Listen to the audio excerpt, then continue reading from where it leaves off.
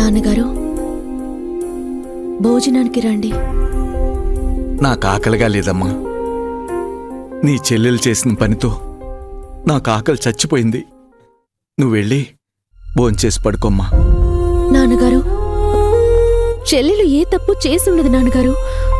దాని గురించి మీకు తెలియదా చెప్పండి.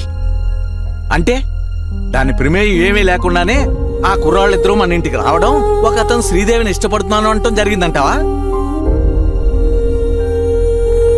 చెల్లెలు ఏ తప్పు చేసుండదు నాన్నగారు.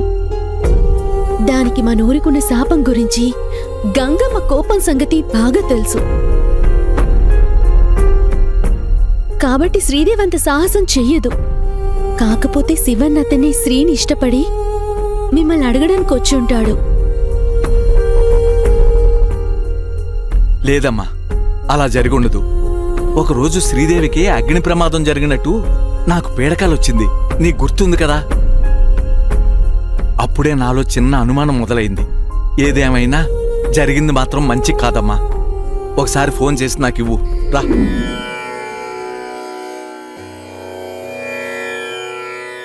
స్వామి, గంగమ్మ ఎవరు?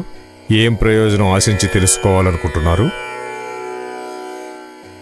ఇక్కడ ప్రజలు భయభ్రాంతులకి గురి కావడమే కాకుండా ఏం చేయాలన్నా గంగమ్మ అనుమతి లేకుంటే చెయ్యలేమేమో అన్నంతగా తయారయ్యారు.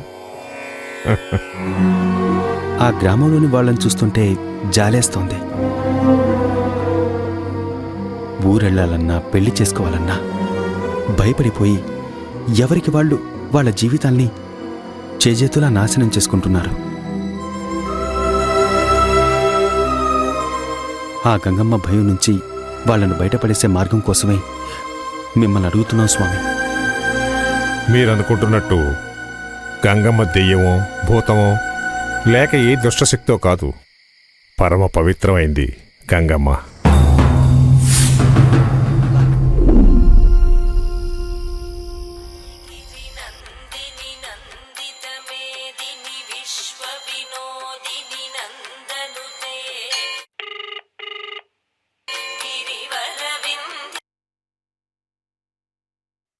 అమ్మా శ్రీదేవి, చెప్పండి నాన్నగారు.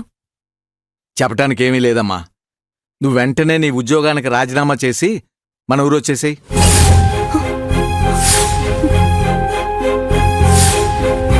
అదేంటి నాన్నగారు, ఏం జరిగింది? ఎందుకు ఉద్యోగానికి రాజీనామా చేయమంటున్నారు? ఏం జరిగిందో నీకు తెలీదా? తెలీదు నాన్నగారు. ఏం జరిగిందో చెప్పండి. మీ ఆఫీసులో పనిచేసే 2 కుర్రాళ్ళు మన ఇంటికొచ్చారు. వాళ్లలో శివ అనే అబ్బాయి నిన్ను ఇష్టపడుతున్నానని చెప్పాడు.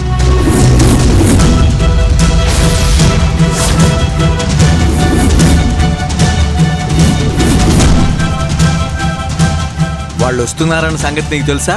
లేదు నాన్నగారు, నిజంగా నాకు తెలీదు. నన్ను నమ్మండి. మన ఊరి సంగతి తెలిసిన నేను ఏ తప్పు చెయ్యను నాన్నగారు. సరేనమ్మా, ఇందులో నీ తప్పేమీ లేదనుకుందాం.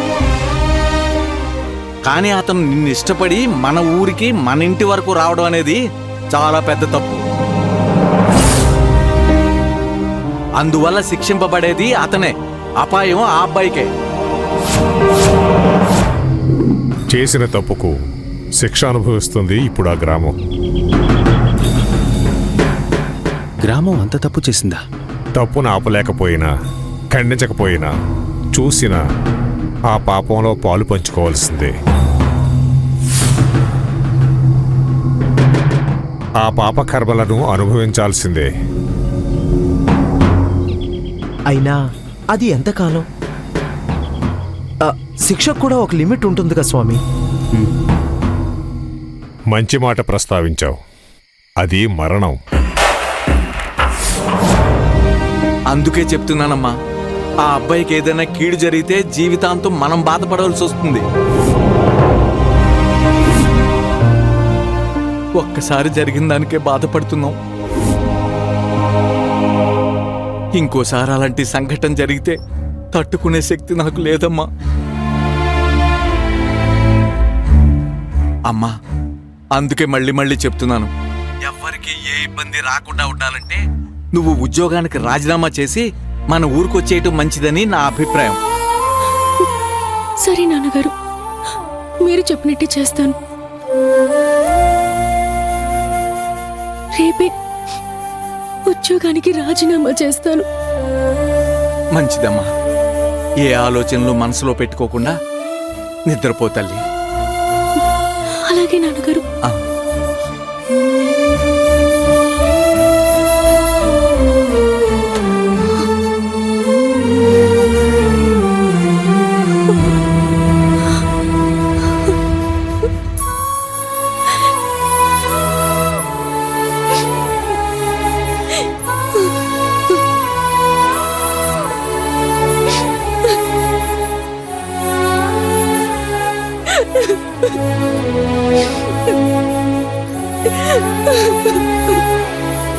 అవధుల దాటకుండా కట్టడి చేయాల్సిన సమయం ఆసన్నమైంది.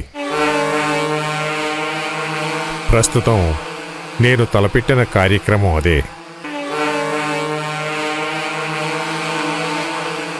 ఏ శక్తి అయినా హద్దులు దాటితే ప్రమాదం ముంచుకొస్తుంది.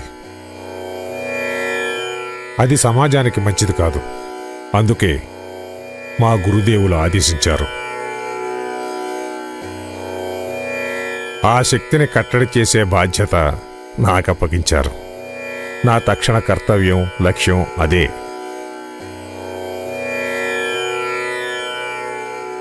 సంకల్పం కోసం అమ్మవారి అనుగ్రహం కూడా పొందాను. మంచి ముహూర్తం చూసి ప్రారంభించాలి. అది అంత కష్టమైన పనా స్వామి? మూఢనమ్మకాల్ని పారదోలడానికి అంత చేయాలా? నమ్మకమే శక్తి. అది మంచి నమ్మకమా, మూఢనమ్మకమా అని తెలుసుకోవడానికి మేధాశక్తి ఉండాలి.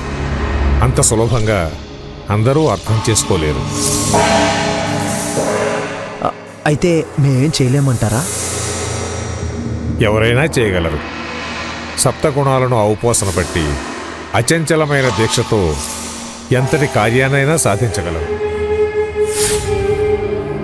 త్యాగం, ఓర్పు, ధైర్యం, సాహసం, కరుణ, బుద్ధి, ఏ కార్యసిద్ధికైనా ఇవి ఉండి తీరాలి.